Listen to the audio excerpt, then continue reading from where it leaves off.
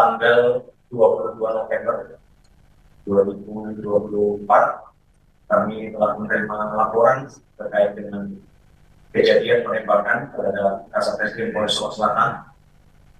Dan selanjutnya tim gabungan yang kami bentuk, tim khusus, langsung melakukan penyelidikan dan olah TKP di lapangan dan telah memeriksa beberapa saksi, kemudian mengumpulkan barang bukti, dan kita lakukan pemeriksaan secara maraton lanjut gelar perkara untuk meningkatkan status penyidikan. Dan tadi malam kita juga sudah melakukan pemeriksaan terhadap saksi-saksi, kemudian hasil visum juga sudah kita dapatkan, sehingga kita tetapkan pelaku yang saat ini menjabat sebagai Kabak Polres Solo Selatan sebagai tersangka dalam tindak pidana ini. Dan selanjutnya berdasarkan bukti yang cukup, kita lakukan penahanan terhadap yang bersangkutan. Dan penyidik telah menjerat dengan pasal berlapis mulai dari pembunuhan berencana pasal 340 KUHP, kemudian subsidiar 338 dan lebih subsidiar lagi ke 351 yang namun demikian tetap pemeriksaan masih tetap berlanjut dan akan kami lakukan pendalaman dan pemeriksaan terhadap kami lainnya untuk memperkuat pembuktian terhadap peristiwa ini. Demikian yang ingin saya sampaikan. Terima kasih. Assalamualaikum warahmatullahi wabarakatuh. Di pertanyaan nanti ya. Dan yang berikutnya terkait perkembangan proses pemeriksaan di Propam. Ini Pak Propam sudah menyampaikan ke saya. Jadi untuk kegiatan pemeriksaan terduga pelanggar, kalau di Propam itu pelaku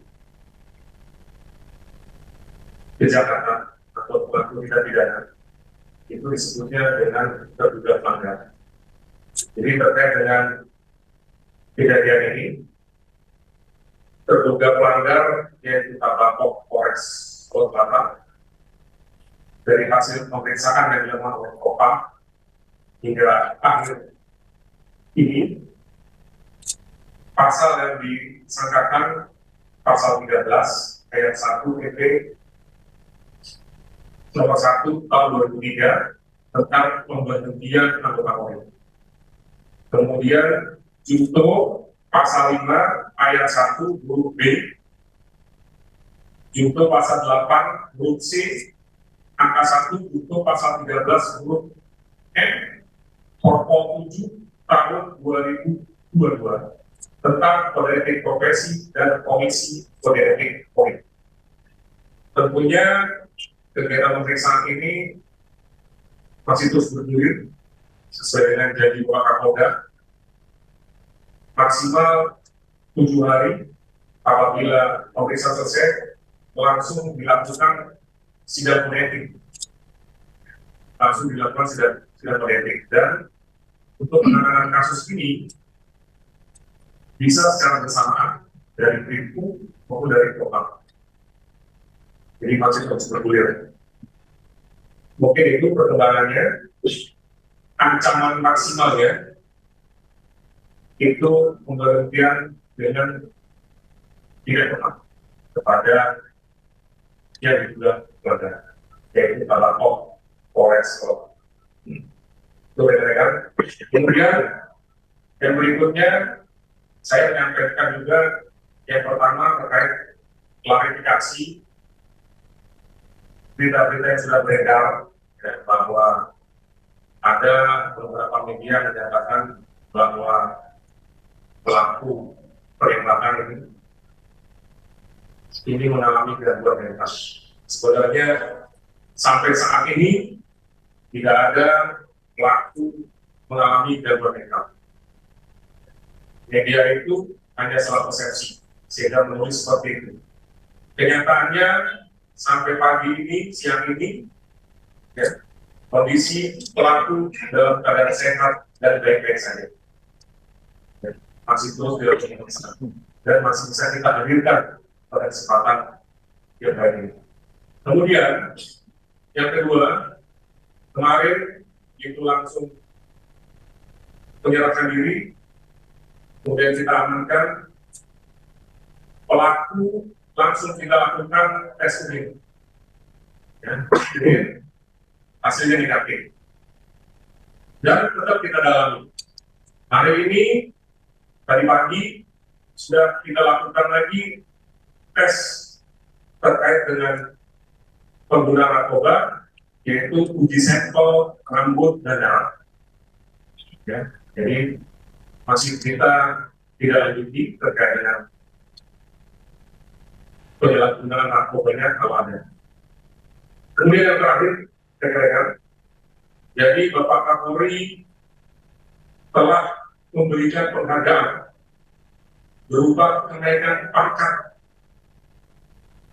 anugerah kepada korban, ya, kepada Kasat Reskrim almarhum AKP Uin.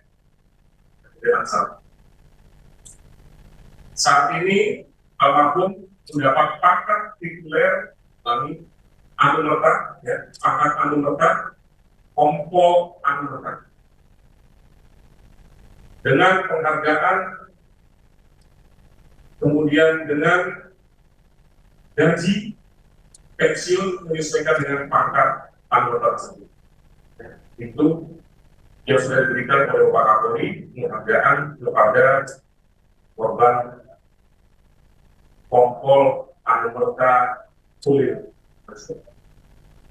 Itu rekan-rekan yang perlu saya sampaikan pada kesempatan hari ini.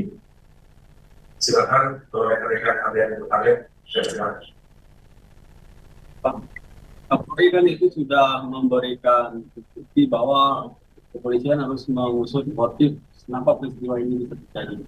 Dan sampai sekarang proses yang sudah kita lakukan itu apa yang kita temukan, Pak, untuk motif ini?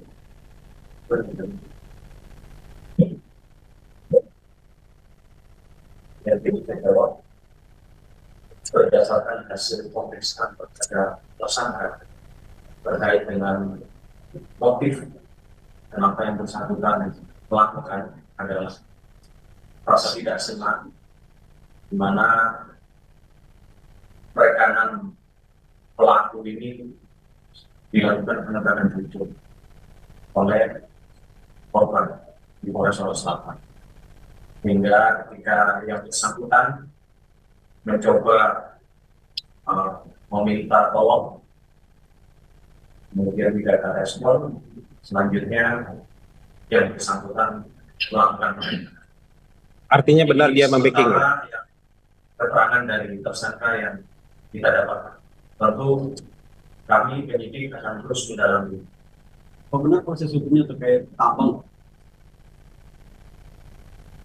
Ya, Artinya benar dia membacking salah satu tambang itu. ya, ini akan kita dalami kembali terkait dengan perannya di dalam kegiatan tambang ini akan kita dalami. Sosok pemilik tambang siapa? Ya, ini yang sedang kita dalami juga. Yang ditangkap terkait tambang itu siapa, Pak? Yang ditangkap adalah sopir kalau dari keterangan penyidik. Apakah diketahui relasi tersangka yang ditangkap itu dengan Kabak Ops? Ya, yang bersangkutan minta tolong kepada Pak Kabak untuk bisa membantu. Pak, ini kan udah 9 peluru yang dikeluarkan oleh tersangka. 2 Yang di tubuh korban. Nah, 7 lagi informasinya itu di mana, Pak? Di rumah rumah dinas Kapolres atau di? Ya, informasi yang beredar ini di kamar Kapolres. Korektilnya. Ya, berdasarkan hasil olah TKP tim kami Inavis di lokasi penembakan, betul ada 2. Kita temukan selongsong dan proyektil di sana. Kemudian 6 proyektil, 6 selongsong kita temukan di sekitar rumah dinas Kapolres. Jadi Dan saat ini kita juga masih terus melakukan olah TKP lanjutan. jadi tujuannya memang untuk ikut mengatasi kapolres. Ya, ini yang akan kita lakukan pendalaman ke tersangka. Berarti targetnya Kapolres, Pak. Ini yang akan kita lakukan pendalaman berikut. Ada peristiwa tembak-menembak di rumah dinas Kapolres itu atau gimana, Pak? Sementara hasil olah TKP tidak Satu arah saja. satu arah saja. Kalau dari Bid Propam seperti apa Pak untuk pengusutan dugaan keterlibatan tambang dan kebakaran yang di rumah itu?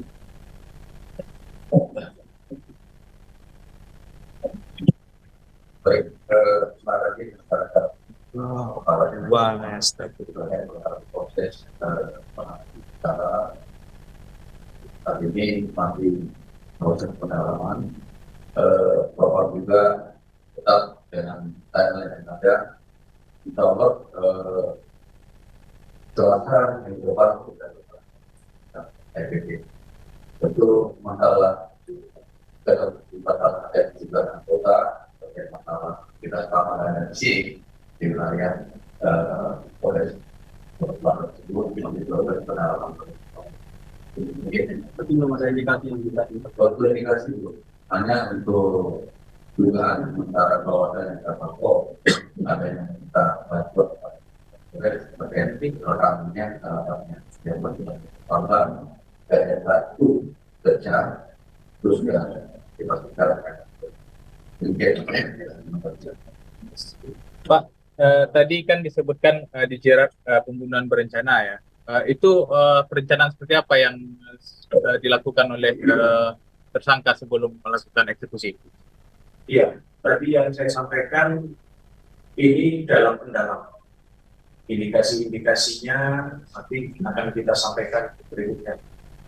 Jadi yang kita jerat sementara dengan pasal tersebut, nah, tapi tetap kita akan melakukan pendalaman terhadap saksi maupun dan barang bukti.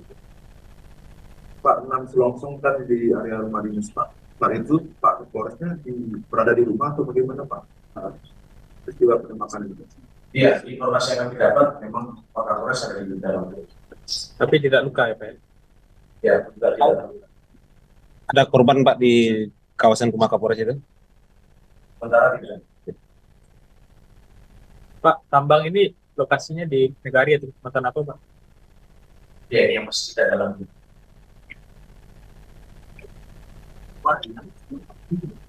Ya, cukup ya. Pak, kurang 6. barang bukti. Ini tutup dulu nih ya. Belum Pak. Udah, lagi. Cukup ya. Satu lagi Pak.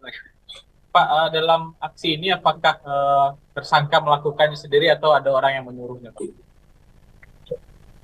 Ya, sementara masih sendiri. Untuk kasus yang tambang itu bagaimana Pak? Apakah ditarik Polda juga atau gimana? Yang sedang diproses hukum oleh Polres Sulawesi Selatan yang menjadi pemicu. Ya, itu tidak. Tapi masih lanjut berarti. Sementara masih di Polres gitu ya Pak ya? Ya. Sudah cukup ya. Ya. Terkait dengan informasi sudah cukup. Sekarang kita akan melihat barang bukti yang sudah kita lakukan.